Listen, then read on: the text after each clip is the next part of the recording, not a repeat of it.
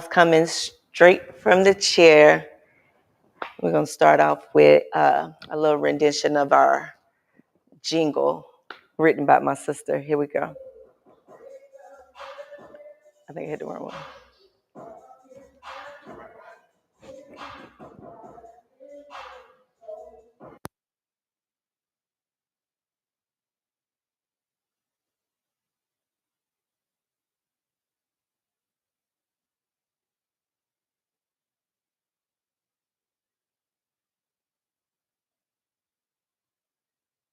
Just like check this mic one.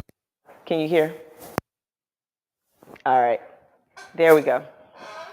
Now we're back. Can y'all hear me? I'm loud and clear. Coming through live straight from the chair. I am so excited about tonight. One of the things that I'm grateful for is a lot of people that I know in Atlanta who I grew up with, who I meet, my clients. These people are doing a lot in the city and out of the city. And I have a classmate, homegirl, way back when we were little, who we are joining tonight with her and her husband. We're going to bring in Tiki, as everybody know her from our side of town, but Torchet White and Carlos White, and they're going to brief us on franchising. So we're going to bring them in. Y'all give them a round of applause. Put some applause in the comment. Yay! There you go. Come in. Hey. Thank you. Thank you. Thank you so Hey, much. y'all. I'm so glad to have you. How you doing, Tiki? I am doing great, my sister. How are you doing? Good to see I'm you. good. Excited to have you. And Carlos, I've met you a couple of times, but tonight we're going to dig into your business. Is that okay? That's perfect. Thanks for the opportunity. Really appreciate it, Chris. And also, thank you for being a shero with respect to providing economic opportunity for our community. So I really appreciate you for doing what you do. Oh, Yes, ma'am. thank you. Thank you. You know, I really enjoy being, I know he's might make me cry. I really enjoy being not just a hairstylist. A lot of people take Mhm. that and just throw it away like that's all you do is do hair. But I love being an activist for the community and I love helping my culture and my community grow. So anytime that I can get them some information that I know that will better them, I'm ready to give it out. And the way I've been talking to Tiki for the last couple of weeks is like I'm lacking on franchising. So I'm gonna be listening. I'm trying to figure out how I'm gonna take notes. I guess I'm gonna just have to go back and watch it so that I can get the notes that I need to be able to dig into this franchise. So I'm excited about tonight. So what I Me was going too. to do was going to introduce each one of you, but I'm going to start with you, Carlos, and give us a little background about who you are and what do you actually do. Yeah, absolutely.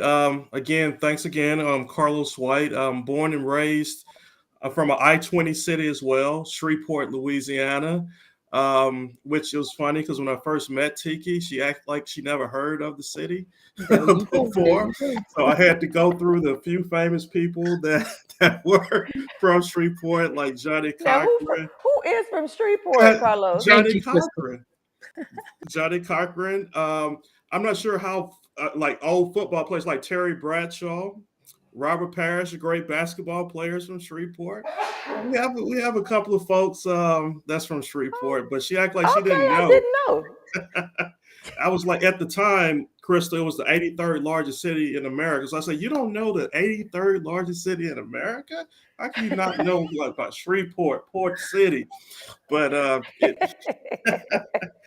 But you know how folks from Atlanta, it's like, okay, it's Atlanta. Everybody knows Atlanta. But for folks like me, this old country boy from Louisiana, we always fighting and scratching to be recognized. But Oh, fortunately, Lord. Right. she recognized me. But with respect to my profession, yeah, I'm Okay. a corporate attorney that specializes in franchising. So at the end of the day, franchising is a fancy word, but really just think about franchising is an alternative way to go about growing and scaling your business. And that's what I do. I help companies develop strategies based off their business objectives and put it in a package so that they can grow and scale their businesses. So, Makes sense to me. Sounds like I need to set up an appointment with you. Perfect. That would be great. Yes. And Mrs. White, Yes. tell us about Tiki Torchet. Well, a little bit about Tiki. I'm Atlanta bred. I'm a thought leader and entrepreneur. Pretty much, I enjoy the franchise development concept because it allows me the chance to really talk to people and listen to them to figure out what they want to do with their businesses. So I spend time evaluating that piece of the puzzle, and to grow businesses, we pretty much just have to do a lot of education on why franchising makes sense to do it. Because if you're all about growth, that literally can give you a piece to earn some residual income by royalties. So that's just a little bit about what I do. I enjoy problem solving on a day-to-day basis, and what I do for my 9 to 5, I do compliance regulatory management for banking and governmental entities. So that's a little bit about Tiki Torchet. Well, I love it. I love it. And the fact that y'all kind of work together as a married couple, um, explain to me how that works. How do y'all Carlos make White. that work working? Are y'all on the same? Do y'all do the same, or y'all work in the same group, or how does that work? No, I think it just kind of grew out organically because one of the things about Tiki, you probably know, Crystal, is Tiki is very inquisitive, right? As well as not only with being inquisitive, she's also worked great with folks, right? With people. Yes. People love Tiki. She's a real people getter. And being a lawyer, it's all about business development, right? And I'm more introverted in nature, right? And now it's like, wait a minute. It took me a long time to recognize it's like, ding, ding, ding. I have a very intelligent wife that's that's inquisitive and knows a lot of folks. I was like, you know what? Mhm. Maybe you can help me go about building out my legal and business practice. And she was like, sure, because I've been pretty successful in Texas, but one of the markets I really tried to kind of gravitate to, of course, you would imagine Atlanta because it fits the demographic that I love to help and Right. grow. And having somebody that's homegrown would be very helpful in that nature. So I think it just kind of grew organically, and we just been working together. She's a real good fit, very analytical, and is Mhm. able to articulate things and help me to better articulate concepts so that it's understandable, so that Okay. people can really get it, and just kind of spread the gospel and truth with respect to franchising. But to me, it's something more important. I mean, franchise is just symbolic of something like how do we help our people grow, right? How do we create wealth? Right. Because I'm sick and tired of hearing that we only got $4,000 worth of a net worth, and we have all these folks on TVs who the it's like, okay, these are chosen leaders and things of that nature, but conceptually they don't know what the hell to do. Excuse my language, and we're talking to Right. the wrong people. We need to talk to people like Crystal, someone at the grassroots that's actually operated and been successful, and take Mhm. that information, package it, and help other people's grow as opposed to somebody that's just famous, right? We need somebody that knows it and can take to the next level. And having someone like Tiki, because she knows a lot of famous people and a lot of just people in general, it's just been a godsend with respect to growing out my business. So I love that because people sometimes just don't realize in marriage it takes balance. That is a true opposite attracts, right, Tiki? Absolutely, absolutely. And when you're in business, we have to always remember to educate people with practicality. That's so important because so many people don't know. So it's our job as people into the community that have been successful in some areas to not mind giving out that piece of free education so that people can get it and make adequate decisions to want to grow their business. So yeah, that's what we try to do. Right. I love it. I love, like, you know me, I love seeing power couples. I love seeing people come together, helping the community and starting from the bottom, recognizing, like you said, Carlos, that they don't have to be some celebrity out somewhere. Yeah, You need some people who's beating the streets who know the people. correct. Correct. Exactly. Each one Exactly. help Some, one. There you go. how about that? Iron sharpen iron. So if your iron is sharpened, y'all getting ready to sharpen all these other people irons that's viewing in, right? We hope yeah, so. So we're gonna absolutely. jump Because in. yeah, Go just to ahead. Go jump ahead, in real Carlos. quickly, is because wealth is created. A lot of people think wealth is created through like these large companies and things of that nature. No, wealth is created through business ownership, right? Mhm. And Yes. we lack business ownership because a lot of times our companies, we just think kind of singularly, I own 100% and I'm only at one location, right? We got to get out of that mindset. It's like, look, if you're successful at one location, partnership with other folks so that you can be successful in more locations, you have a bigger pie. And that allows your investors, right? That's how you really gain wealth, or investing in these small companies to grow. And I just think that message is kind of being missed in our community. So, Yeah, I talk about that a lot. I have a play brother who loves to bake. And he was like, I was like, he's moving out to California. And I'm like, B, when you get out there, you need to look into some of these companies and, sell your recipe, or, start putting them in different bakeries and letting them make it. And he was just like, no, that's my mother's secret. And it hit me that we always trying to keep our business a secret. I can remember Mhm. opening up my shop and was like, no, this is my baby. I don't want nobody else to touch it. Now I'm like, hey, y'all want some of this? Y'all come get some of this, because people don't realize, like KFC, he probably held on to that recipe for years. Yeah, And when he absolutely. finally let it go, look how he exploded with the KFC recipe after, like, he was 60 something, right? He was you're old. right. I mean, Atlanta is home to what? Coca-Cola. They have secret recipes. Yep. So what's the purpose of having a secret if you can't monetize it? What you If you really need can't to do monetize. is just put controls over it, right? Mhm. You can put Yes, controls that can protect yourself so that you can monetize these assets that you have. It makes no sense. And to your point, Crystal, you're absolutely right. Is that's what we have to do with respect to sharing, and just retraining our mindset to yes, recognize that we're stronger as a community than Mhm. individual. Individually. So Yep. That's yes, it. definitely that. We don't want a graveyard still full of be the graveyard to be the richest place anymore, with all that's these ideas going to the that's grave. Like, we really need to focus on getting these ideas and, sharing them. I think where it came from too, Tiki and Carlos, was that, people were stealing stuff, like, say for instance, with Coke. Mhm. They got that from a black man a long time ago, and they monetized from it so much. It's like, we want to do this right here when we get it. Mhm. We don't want yeah. nobody else to We have hold on it. to But it. I Mhm. think, just like you said, we got to come out of that mindset. Absolutely. Yeah, you to your point. Historically, we've had issues, and I understand why we may be a bit concerned with respect to doing that. But fortunately, through our ancestors, we fought, especially in Atlanta, that led the fight, right? So that we Mhm. can have Right. equal protection under the law, so we can be protected by the legal system to protect assets that we create. So, How about that? See, now we have somebody on our team, people, and his name is Carlos White, and he's going to help us so they won't steal nothing from us. There you go. So I'm going to come up to you, Tiki. What is franchising? Yes, ma'am. Franchising is really simple. It's a big word, people. I will say that. But franchising occurs when the following activities take place. I'll give you an example. Let's just say something simple like massage envy.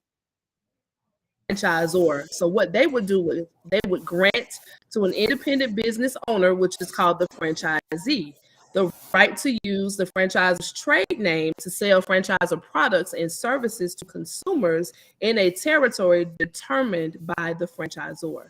So the Okay. franchisor, what they do is they will train and provide operational and marketing support to that franchisee on how to properly sell the franchisor's products and services.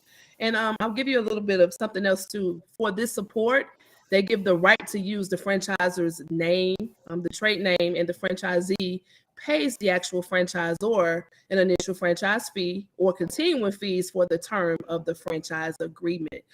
That word franchise agreement is also something I'm going to let Carlos get into a little bit later to talk about. Okay. So, unless he wants to do it right at this moment, what exactly is a franchise agreement, Carlos?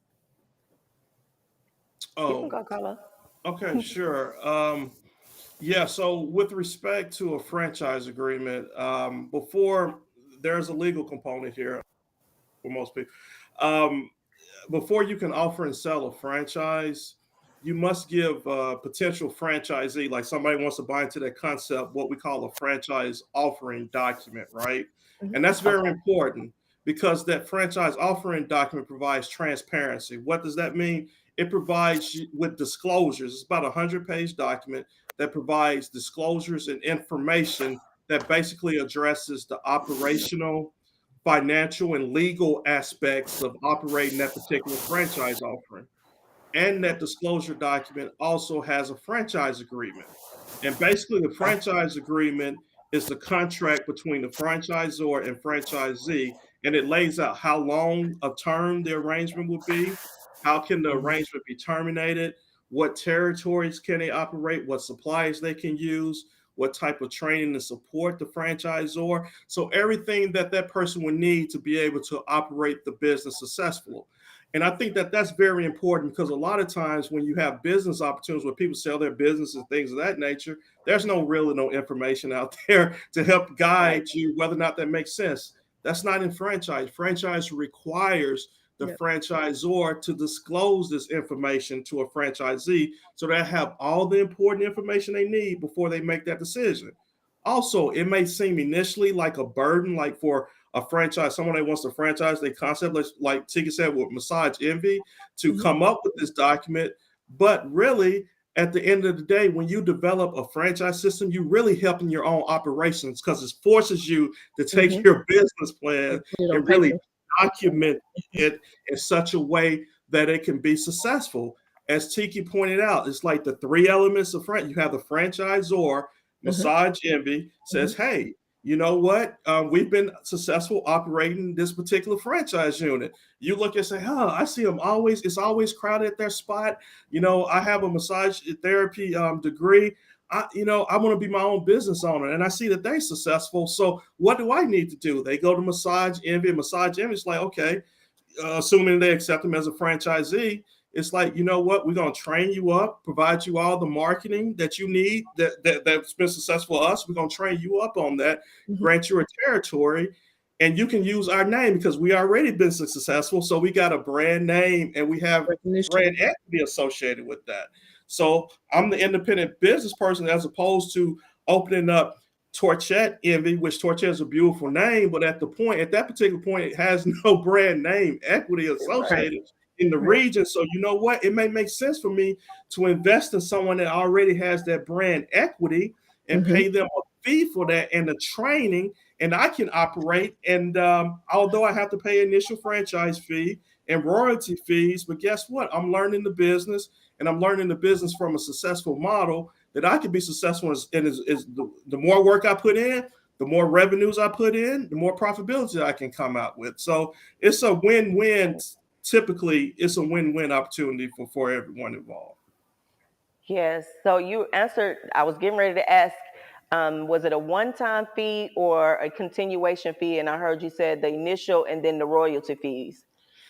Yeah, that's a great question, Crystal. Mhm. Actually, that's the other thing about being a franchisor. You have so much control over the type of fee structures that you have. I mean, Mhm. typically you can have, like you're saying, the one-time fees, and the one-time fee will be something like the initial franchise fee. And usually that fee is like, hey, fee to cover the cost it would cost to train a Mhm. franchisee as well as to be able to use your trade name.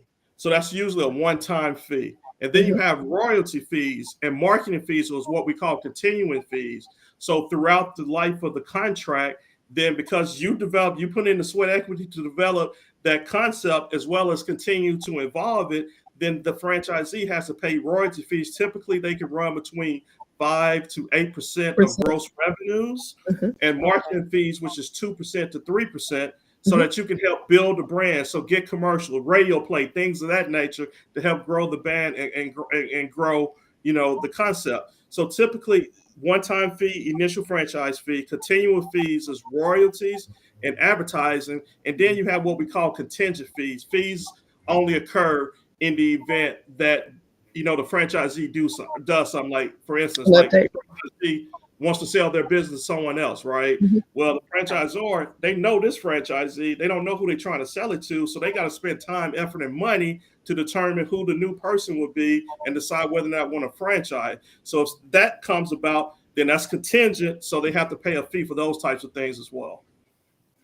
Wow. Like I'm sitting here interviewing you, but I am like in depth listening because I think about when I was talking to a guy who owned the Wendy's, and as Wendy's was growing, Wendy's breakfast, I don't think people realize Wendy's breakfast has been out over 10 years. But they just started doing it over the last 2 years, like where they were promoting it. Heavy And marketing, I yeah. remember him telling me that they wanted the franchisees to upgrade the outside first before they went in and promoted the breakfast part. But he kept breakfast. He was one of the only, if it wasn't but two, that sold breakfast. He was on Cascade. Mr. What was his name? He just passed away.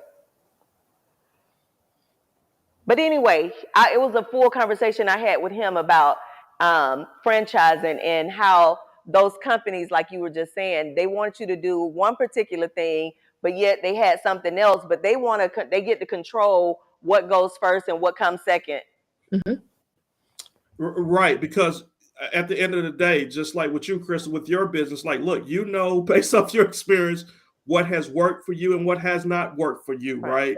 So typically, it's like you want those controls. It's like, look, this is typical here. Now, of course, you gotta vary. Like if you're from New Orleans, if you're selling food, then you got to have a fish dish. I mean, it depends on certain areas.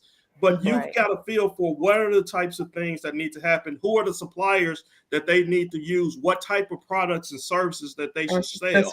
And they need to stick because they want uniformity. A good film that Torchet brought up that a while back that everyone needs to watch, even though it's not totally accurate, is The Founder, right? When they talk about McDonald's and the importance that systems and What's controls the name of it again? play. I didn't hear it. The Founder with Ray Kroc. The Founder. That's the name of it. It came out like 2018 or so. Right. The Founder, and it talks about, it gives some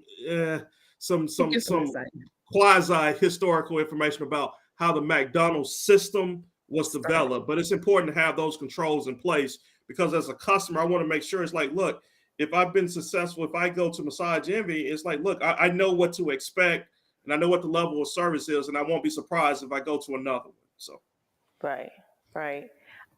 I love this. I'm like over here really taking notes mentally because I definitely have a breakdown of my business and what I do. Even to the point where I just told my assistant, I told her, I said, every day that you come in, I want you to write down exactly what you do from the time you unlock the door. Yes, ma'am. And write it down in an outline because I'm going to use you in my program. Absolutely. So now, yeah, we're gonna talk. Let me get back to the interview. Let me get out my meeting and get back to the interview. And okay, well, we're talking about the benefits of franchising, Tiki. What are the benefits? Why is franchising so beneficial to the community? Yes, ma'am. Franchise is very beneficial to the community because it provides a true, transparent, and documented system for the franchisor and the franchisee to both be successful. We talked about that a little bit earlier, but franchising has shown that it typically has lower failure rates than non-franchise businesses, and I'll tell you why. That's because it has a proven business model flow. Like you just stated, you can write down from start to finish exactly what you do. And is that being successful? People can duplicate exactly what you do. So that's a successful business model. Also, franchising is pretty much an industry agnostic. So this business strategy that we're talking about can be implemented within any industry. And that's important because a lot of people don't even know that. Some of the fastest growing franchise areas are in, I'll give you some more examples. We got like home services, med spas, wellness centers, technology. Of course, we know about hair salons. That's pretty heavily saturated. And I'll tell you, some of the biggest financial benefits of franchising typically allow an owner to grow their business with less capital, with less debt. And also, it actually says that you don't have to dilute any of your brand equity or interest. The partnership elements couple pretty much that are documented with that system that you've put into place as a franchisor can be used in the industry with those benefits. And that's one reason I think, well, that's actually a lot of reasons why it's beneficial to the community. It's all written down for you to duplicate. It's all written down. And yes, I think that's what a lot of us need is when you have a blueprint and you can follow it, it will make the business much easier. But I think we as a culture have to get out of I ain't taking on her name. I ain't working with them. Right. I'm not doing this. Like, we have got to get We out have of to that change our mindset. mindset. Correct. It's going to Yeah. take a re-education of the nation for that to happen. But with shows like this, we're on our way because someone's going to tell one. Like I said, each one teach one, each one help one. So we're starting it. Yeah. That's a good thing. That's absolutely right, Crystal and Tiki. And it's funny how we have that concern or that restriction amongst our community, but yet and still we pay for services outside our community, and you know, it's just that hasn't worked for 25 years. Like, for instance, they have what they call the Community Reinvestment Act. Now, this was passed during the Clinton administration, where all banks basically have to have some type of financial literacy program in underserved and emerging markets. Now, 25 years. Look at Atlanta, 25 years. Look at Dallas. Look at Shreveport.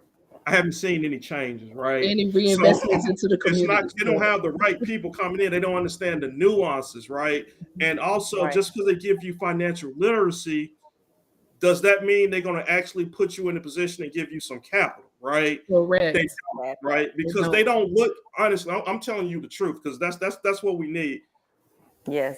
Just in general, society they don't think Black-owned businesses are viable. They look at us as nonprofit organizations, and they don't take us seriously, right? Right. And a lot of the reason they don't take us seriously because we don't take each other seriously with respect to investing in these Black-owned businesses and moving forward. Now, I know, like, for instance, I'm gonna give one example, and like one of the franchise concepts that helped Tiki help me introduce me to and help grow is Mr. Everything in Atlanta. Okay. Food place. Been operating for 25 years. Very successful. We developed a franchise program in 2019. And in 2020, they had 2 franchisees that had no experience in the restaurant business. One was able to make over $1 million in revenues. The other ones were able to make 750 in revenues, and they were in the mall, so they wasn't open all the time, right? So you just created that type of wealth and revenue in one time with a small business like Mr. Everything.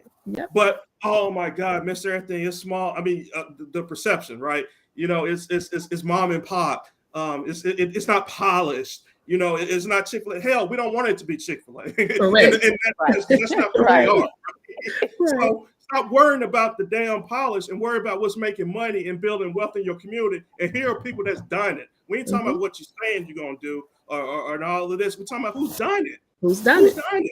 That part. A lot of concepts like that can do it. So they we just need have to get organized to do it.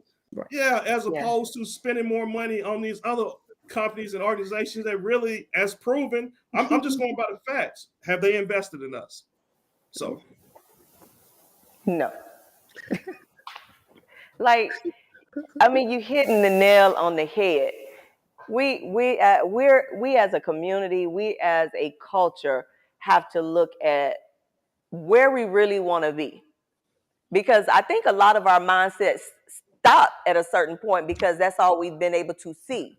Yep. And I think now that I'm kind of grateful for social media, because now social media shows you so much of what you can obtain. Global. Yep. Yes, globally, that you still sitting in this little box. Those younger generations, they want way more than what we ever wanted.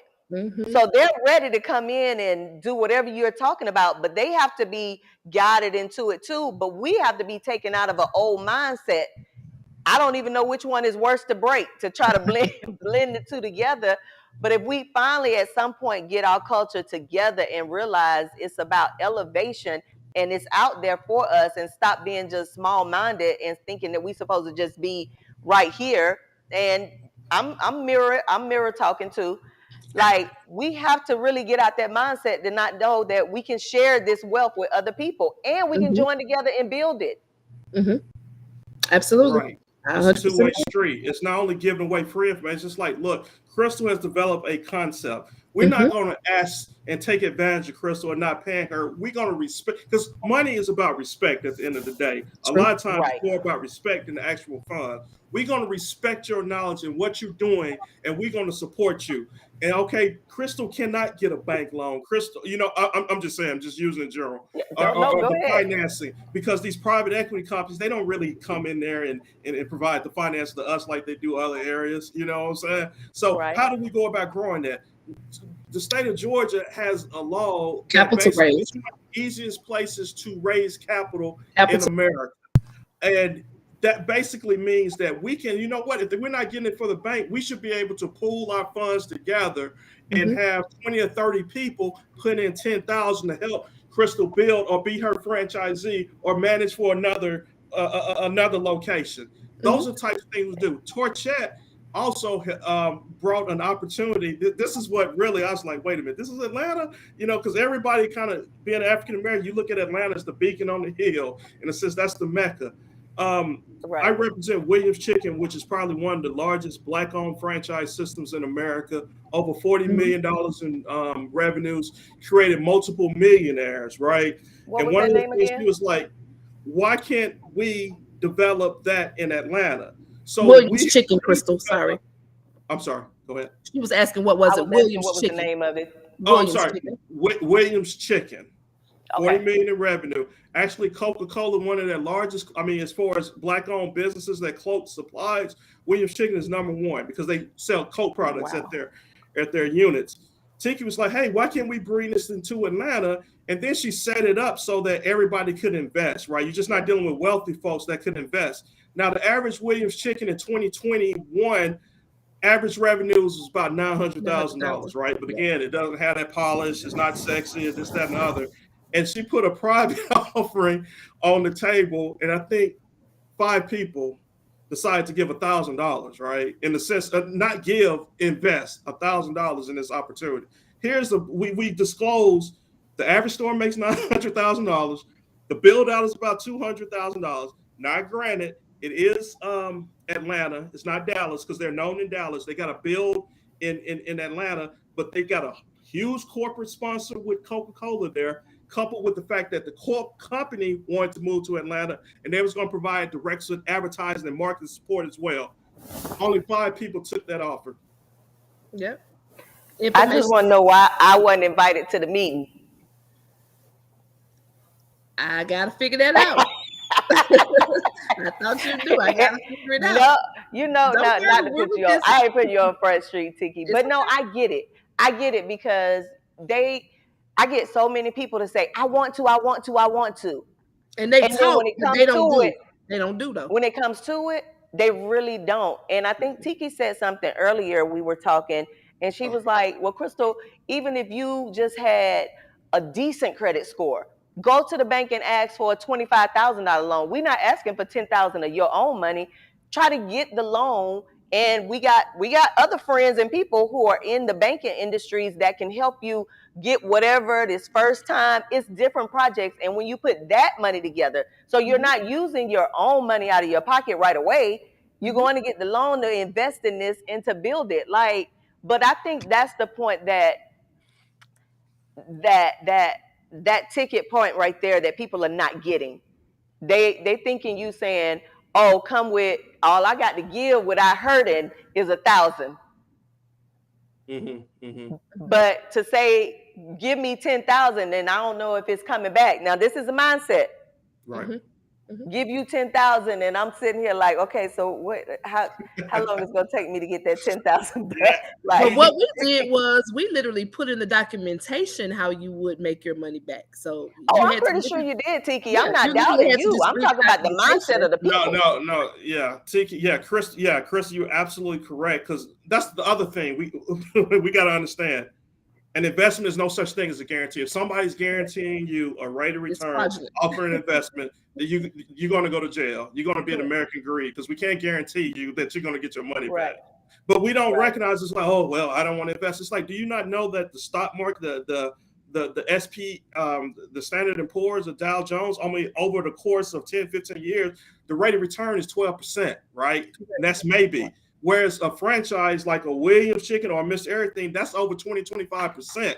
So if you're going to make an investment, then why not invest in that? But to your point, Crystal, what really is, I just want to get the fakers out. It's like, in the sense, if you talk and don't do, then get the hell out, right? Right. We just want, if you're serious, we can find you something. I just get tired of people talking and not doing it. That's we need to get those people out the equation. So. Why? Well, we need to come up with an investment group. Like, I mean, some real people that really want to get into this thing. And I think the financial literacy piece has to come in to educate, the people, so they can really understand what it looks like. What does that look like to go and get 25,000, or what does it look like to give 10,000 of my own, or however it is, just so, because I have friends who are in investment groups that are palm colored people, and they're like two in the group of, and the information that they get from them, those people are always willing to invest. I think we just got to start with our own culture and our mindset. Like, Carlos, you just got to come and create this group. You and Torchet got to come and create this group, and we got to walk it till we get there. And the walk ain't gonna take long. Now we ain't gonna walk for about 6 months to a year. Like, we not finna crawl in this thing. Right. We gonna get ready to walk this thing. I'm trying to put something together tonight on Straight from the Chair, so that we can start investing and making money, y'all, building wealth inside our community. Yes, ma'am. Yeah, you said it perfectly, because that's the way I love the thought. It's like investment group. That's what we call an investment group. The term that they use is private equity, right? And all it is everybody funding their money, right? And it's how do we do that? We don't invest all in quick service restaurant. It's like, look, we invest in some restaurants here. You invest in, like, hey, somebody got an HVAC company that can go. Yep. We invest in here. Someone has a salon that can go, to diversify that. And that's how you really create this opportunity. And working with someone like you that has, just getting, to me, what I've seen is a lot of people talk, but they don't want to, when the rubber hits the road, they don't really want to do anything about it. So they don't want to do the work. I just like, to your point, and it's like, for efficiency standpoint, we just need to weed out the wheat from the shade, right? That's the point, because there's people out there that want to do it, they just don't know. So that's where the target comes educational in, those folks. That's where I will put myself in. Like, I really want to do it, but it needs to be broken all the way down, because at this point I need to bring my son in it too. Correct. So he can start, if he don't have but his $1,000, we can start with something to see how we can get him started, and his group of friends and people who he hang with started in investing and getting more.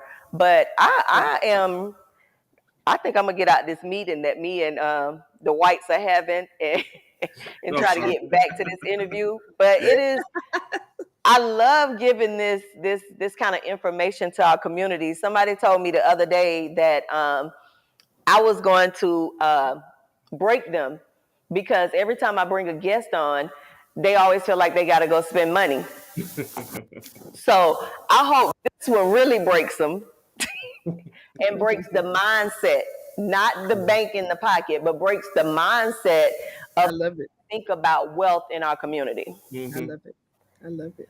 So through the questions, I'm looking, you already answered kind of, does franchise help you truly grow your business? Tell me a little bit in depth about how, really, if I was to take Gresham Giles, and how would it help to grow Gresham Giles? Yeah, I think from a business standpoint, the first thing about franchising is it allows you to grow with less liability. The reason why I say that, because typically what I've seen with a lot of small businesses, they got a great location at one area, right? And they say, you know what, I'm gonna go to 2 or 3 more locations, right? But the problem is, when they go to 2 or 3 locations, what does that mean? That means 2 to 3 more leases. That means hiring more people. That means build it out and things of that nature. So if you don't have that requisite structure of funds to do 2 or 3, then why not do the franchise piece, where you develop your franchise program, which could be anywhere between $20,000 to $25,000. But with that $20,000 to $25,000, you can offer franchises, right? and you share that cost with someone else, a franchise, Right. as opposed to you You having taking it all out. signed that lease and being a personal guarantor or having to get a loan or build out. You work with someone that can really operate that, and they share that expense where you don't have to worry about that expense. So that's why companies use franchise. That's why franchising is $2.1 trillion. It's the reason why all major companies, retail, 40% of all retail is franchising. Because of that point, it's the multiplier effect. I have limited funds, but I can develop a structure and allow somebody else to license that structure and to utilize it. And I can build stores that has my brand name throughout the United States, get royalties from them without having all the infrastructure costs associated with it. Yes, ma'am. Boy, Tiki, you married a smart man because he broke that thing down so plain and simple right then. Yep. It's like when you try to open up part two, you like, I don't have enough money. I don't want to deal with the employees. I told Tiki that's why I haven't done another one because I don't want to deal with hiring. That's okay.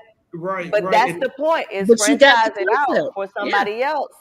For them to have that headache, and you collect your royalties. You can do that monthly. I mean, you can do it every week or monthly, however you want to choose it at a reasonable. Yeah, and you want to make sure that the franchisee got a good rate of return, but it's also is other things as well. Like with your concept, it's like what they have private. To me, private offerings go hand in hand with franchise. What's private offerings? It's kind of what we discussed earlier.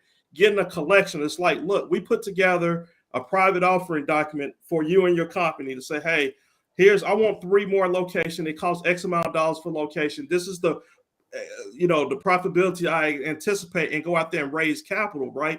It doesn't seem like it should be too hard to be able to raise a group $400,000 from the network that we have, right? To help partner to operate those new stores, or to become franchisees, and we just pay you the management fee to go about and operate. This is not hard. What you need, what I think, and I'm not trying to, my own horn or whatever, but I've seen a lot of these deals. At the end of the day, the most I love important, when people toot their own horn too. Okay, the most important advisor that you can have is a corporate lawyer. Exactly. Why is that? Because they know how to put agreements together legally. An accountant, they can give you the finance, but they can't draft a document. I didn't draft all kind of partnership agreements to basically make this thing work. That's why you need somebody. It's like, oh, well, I'm concerned about controls. We can put controls in the agreement. Your document. You can put that together, right? And you can go from that. I mean, it makes no sense like Amazing Lashes, right? Because let me guess, I think our community buy eyelashes. Oh, we do that. 3 years ago, it was like in the public domain, where they got at least $75 million. Somebody was going to acquire them, got a loan for $75 million to acquire them. So typically, you do about 80% loan and 20% personal equity when you do the acquisition. So that company, probably Amazing Lash franchise system, probably sold for $90 million. Right. Wow. Why can't we do the same thing? We can if we want to. Exactly. Oh my God. Like, it makes all the sense. This in the world. Like, you have really broke this down. Like, I was thinking, I know when you think about franchise, you just really think about like McDonald's, Wendy's, like you said, Massage Envy, but you never just think about just small mom and pop stores that have been here forever, and they could just open up another one, but have somebody else do it and franchise it out and get royalties off that. Like my Mayday is one, Carlos, to the mindset that we were talking about. Nobody wants to share this stuff. We gotta, when you didn't want to share your food, you kind of hover over it and eat just like this. We have to really work to get out of that. We got to really work to get out of that. Yeah, we love to have 100% of no money, as opposed to 10% of $4 or $5 billion. Because I remember I used to work at a law firm called K&L Gates, and you can imagine where the Gates came from. It's from Seattle, right? It's Bill Gates owned 100% of Microsoft. He probably owned less than 3-4%. But he has operating control, which you can document to make sure you have operating control. Then he's selling shares of his company at above fair market rate. That's how you make money. That's how you do this thing. You can't do this alone. You can't be siloed and things of that nature. And it's like, it's just like we got to invest in our own businesses, because one of the reports I always look at is the University of Georgia every year do a multicultural report in which they identify the spending power of various minority groups. Mm-hmm. And African American minority groups, it's like our GDP throughout the United States will qualify us to be probably the 20th largest country in the world, but we're not making it. So that goes right there and tells you that we can just sell to our own and make a lot of money. Good. But then not only that, that's how you build your business, but then you transcend so that not only is your culture, it's like if you got a product and services, other cultures will buy it as well. That's the mindset. But most people, we got to start from our own, because most people buy and sell services to people that look like them, have a cultural connection to it. So, I mean, if there's any place to start it, it would be Atlanta. It's the birthplace of the civil rights movement. You got the institutions, you got the people. I mean, America, Atlanta. What's the t-shirt? Atlanta, something, everything. What's the thing? I'm sorry. Atlanta influences everything. Okay, let's do financial. Now it's time to influence. It's like, okay, prove up, because I was disappointed with the Williams. Let's prove it up about economic empowerment, right? As opposed to, hey, having to deal with these large companies. Oh, we need such and such, this Fortune 500 company to support me. Hell no, we can do it ourselves. Yeah. Hold on, y'all. I lost y'all in my ear. Okay. But just put them like that, because I can hear him from right there. Yeah, that's perfect. Okay. Yeah, like we really Carlos, when you coming back to Atlanta? I don't know with that. Yeah, probably. I think Tiki got to be down there in May, so I'll probably be down there in May. So. Yeah, we really need to put something together, like we do, and I guess more promoted. So I know my couple tonight does not have Instagram, y'all, and I'm getting ready to get on them because of what their knowledge is. They missing a whole culture of people who would love to hear this information. So I'm gonna get on Torchet and Carlos. We got to get an Instagram page so we can get this information out. Okay, we Y'all hear ready? you. Yes, ma'am. No, I definitely hear it. Only thing that I have there, definitely with Torchet, only thing I have is because I work at a law firm, right? Is that typically, it's difficult. I'm a partner to, have your own Instagram page, have your personal beliefs and things of that nature. But Torchet definitely. They ain't got nothing to do with me though, right? Oh yeah. No, but just bringing up. I mean, we can come up with another entity. We can do it through straight from the chair, however we can promote. Getting the culture together.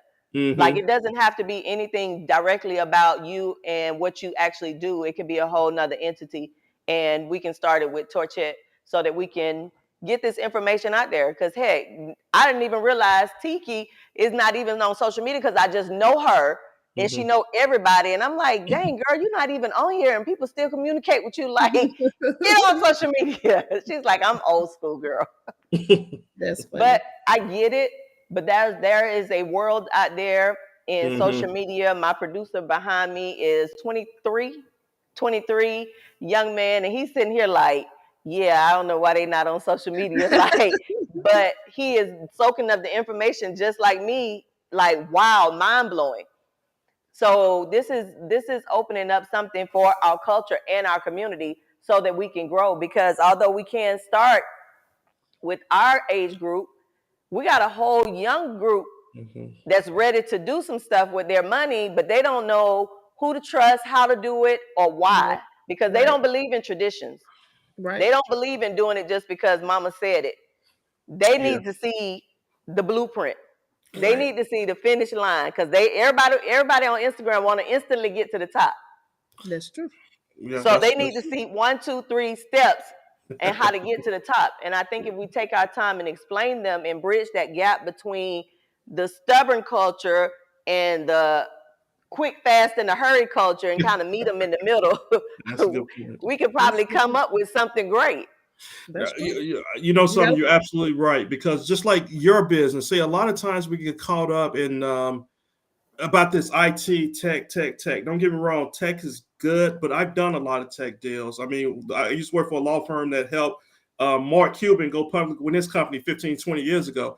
Tech is great, but like you said, it takes time, right? Because you got to do a lot of R&D. You might not get a return on that investment for 5 or 6 years, maybe 10 years. So in the interim, to make sure that you're getting some cash flow in, that's why you diversify your portfolio and you look to retail businesses that are getting more cash in so that you can basically get that revenue while you waiting on that tech boom to really hit the way it's supposed to, that tech company. So Yeah, see, you gonna have to break all that down and building that portfolio and getting the revenue. Like that's we have to start at that point so Right. that people, our culture, can really understand what that means. Right. Because I think we lose them when we start just talking about getting the franchise or getting the business or doing this. And oh, how did you do that? So I think I shared not too long ago how I came back to the same building. I came to this building in November of 2012, called the number on the phone, talked to the man, and he told me he didn't want a salon in the building. Mm. 3 months later, January of 2013, I came back to the same plaza, dialed the same number, talked to the same man, and he said, "What day can you meet me?" Mm. Well, what Mm. happened was this area where I am used to be industrial. So they wanted Correct. commercial businesses. Correct. The city of Atlanta started projecting all these houses and stuff that they've grown up Around around here. So they need residential businesses. now, there's an That's answer. why my salon actually has a garage door open because it was supposed to be where trucks can back up wow. Mm-hmm. in it.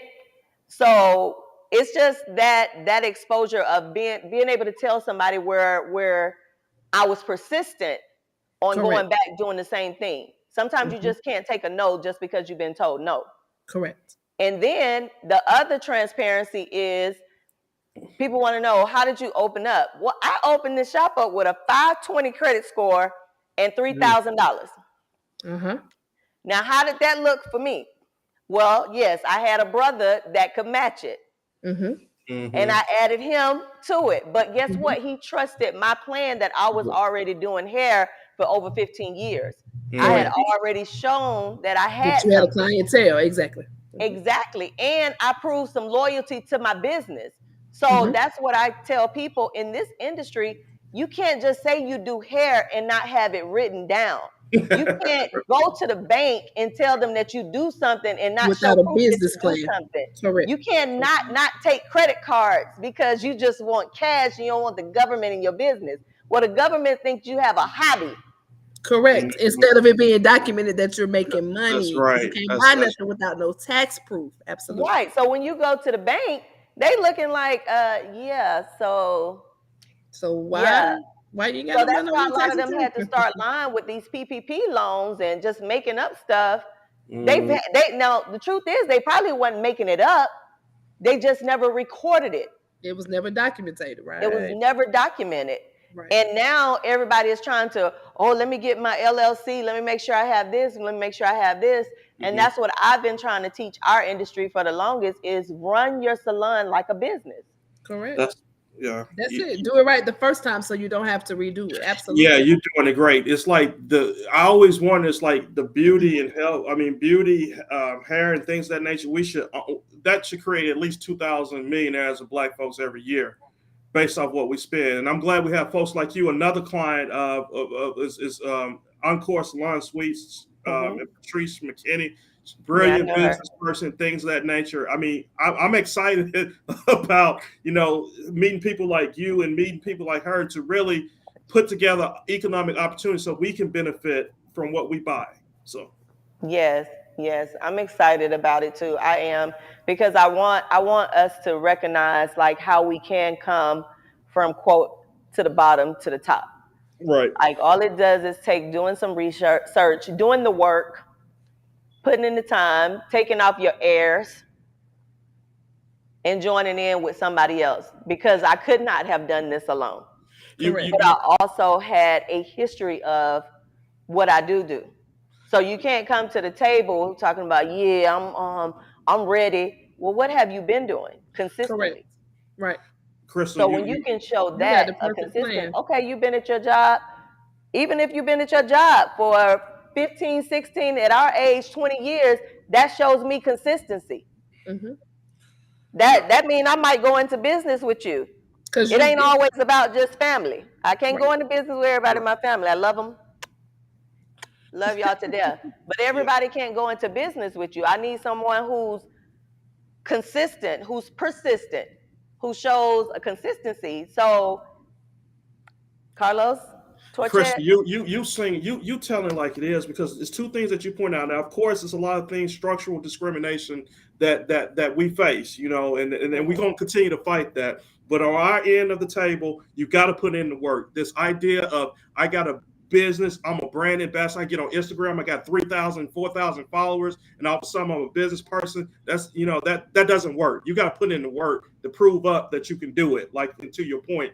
And the other thing is, to your point, we have to have documentation, because a lot of times, we get turned down for loans because we don't have the proper documentation at the end of the day, right? So Mhm. your paperwork, your books and records have to be in order. Why lose the war, win the battle? It's like, well, I'm trying to hide, this, so I don't have to pay taxes, but yet still you killing yourself from getting a So you line of killing yourself, credit you to can't get a really grow loan. out your business. Don't Right. lose Can't the get a loan. war to win the battle. Correct. Those are just practical steps, like you're saying, Crystal, that you are articulating. That's what we need for folks to understand in order for us to take it to the next level.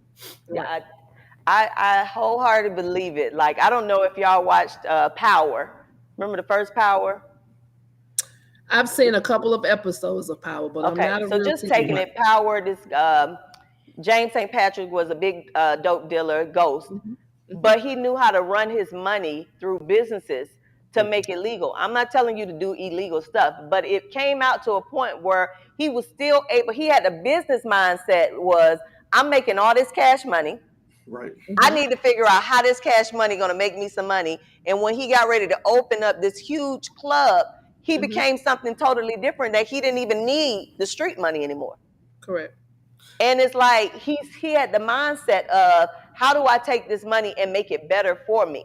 That's Right. even just with any industry. I know people who are plumbers. I know people who are truck drivers, but they don't record what they Correct. make because they're just trying to make the money and live, but not run it. I document. But quick Right. to say, I own my own business. Right. But have Quick to no say, I proof own of my your own financial business. stuff. But Right. it's like, okay, what's your P&Ls looking like? Correct. And that What is matters. that? Right. Right. But you said it perfectly, Crystal, with the PowerPoint, because they did a few years ago, Freakonomics did did an article in which they compared the gangster disciples, the way they The drug operate dealers, business, yep. to a McDonald's. Mhm. Franchising, I mean, if you just if just from an entertainment standpoint, that's basically what franchising is, right? You got to have territory, right? You got to have a brand name behind you, and you got to have Recognition. somebody else working those corners, right? Yep. And then That's they it. paying you back. That's, I mean, really, that's all It's the same franchise. thing. It's It's a the same fancy thing. name for basically distributing products and services. Yep. And distribution points. There you go. Yep. That's, and see, sometimes, Carlos, when you come to these meetings, you're gonna have to break it down all the way to To the fifth grader. that might be the language of a lot of people here in Atlanta, that you got to say, listen, like the plug, you got the street. Yeah, You have right. to break it all the way down. Right. The supply, yeah, it's just like So you buy from the plug. Okay. right. That's I your mean, Right. just like Exactly. Frank Exactly. Lucas. I mean, on American Gangster. I mean, it was a point where he was looking at, it's like, look, I call my stuff Blue Magic or whatever, compared to, Right. because that's what people know my brand Like is. Pepsi. That's what he said. That is like what Pepsi. differentiates me, right? Right. So you got to Yeah. have the right supply. It's the same thing. Let's just Same make it thing. legal. That's it. Let's just make it. Like, I'm loving this. Like, we are really gonna get franchising in our culture. We are gonna get it in our community. It is getting ready to be huge. While y'all are watching, if y'all watch the back play or y'all watching now, I'm telling you, get ready, because we getting ready to be on fire. I'm ready. And We're ready. if you're not ready to go, and like, someone told me that I don't know how to be appreciative, or what was the word? What did they tell me? I'm always reaching for the next. Absolutely. Well, this is my thing. If God said that I could vision it, it wasn't You big can enough. achieve it. Absolutely. It It's wasn't big enough. achievable. He It's said he can give me achievable. more. So if I can imagine it, then it's gonna be worse than that. So my imagination is huge. So Mm-hmm. this is just the beginning. This What you is say? just the We've beginning for me. started something. We've started Hey, something. let me tell you, you have really started something and set fires, and doors will be opening. And people, if you are watching, doors are opening for you. This is an opportunity to get with this couple. We haven't put all the logistics together, so don't come running to me and all in my DMs and asking me all these questions just yet.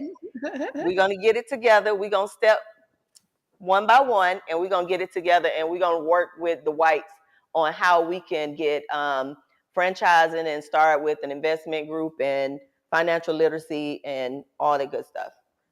So where are we with time? Where are we? Because I know. We had an hour. Oh, girl, see, It's been an I, hour. I absolutely love this conversation tonight. This Yeah. was probably one of my favorite ones because it's definitely talking about advancing wealth in our culture. Mm-hmm. And if we Thank don't you do so nothing much. else, but if this show doesn't do nothing else but help our culture advance, that's what I'm here That's the for. I goal. know I That's the stand goal. behind this chair, but I got some valuable people that sit in these chairs, and I got some valuable friends. And I'm grateful for my relationship with you, Tiki. And I'm Absolutely. grateful now for our new relationship, Carlos. We Oh Absolutely. just yeah, been No. for married, sure. three of us together. I Yeah, love it. I'm appreciative because Tiki, yeah, Tiki, yeah, it's kind of connected. You know, a lot of folks, like you said, and it's just like, and another thing is, we don't live in that. I mean, we don't live in Atlanta. I imagine if we lived in Atlanta, we probably would have hooked up long time Long, ago. long time ago. You know what I'm Yeah. Oh saying? yeah. So, Oh yeah, definitely, definitely. So I want to thank you too for an amazing evening. I thank you for sharing your knowledge.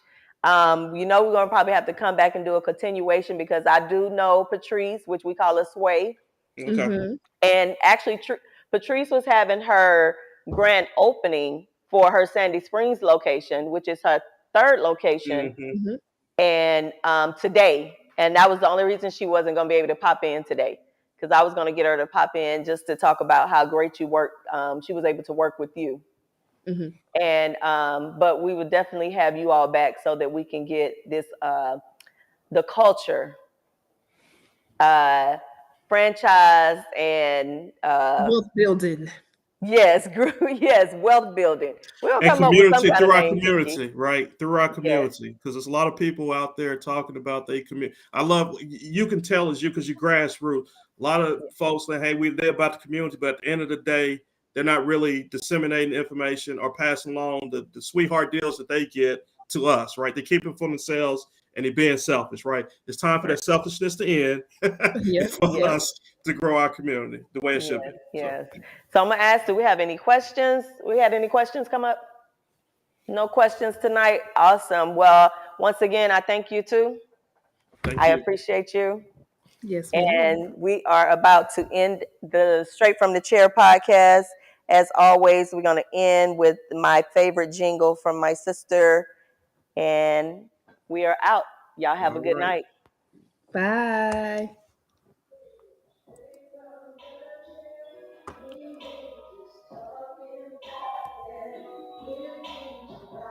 All right.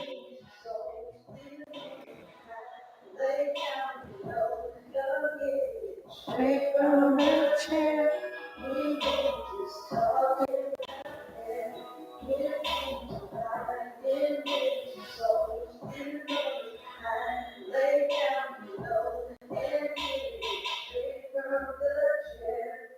Peace.